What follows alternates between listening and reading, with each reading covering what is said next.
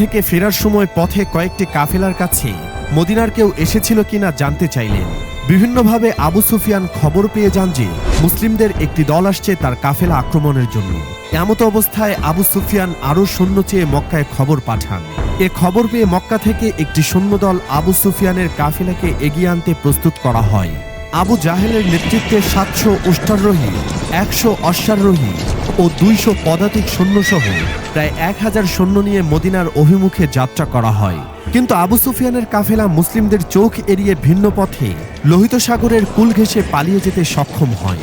এদিকে মক্কা থেকে যে একটি বাহিনী বাণিজ্য কাফেলাকে পাহারা দেওয়ার জন্য আসছিল, তাদের কাছে আবু সুফিয়ান এই মর্মে খবর পাঠান যে তিনি নিরাপদে মক্কায় পৌঁছেছেন এবং তারা যেন মক্কায় ফিরে আসে।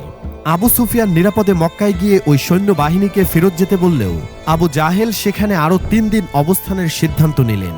এ সময় উতবাহ সহ কুরাইশদের অনেকেই একটি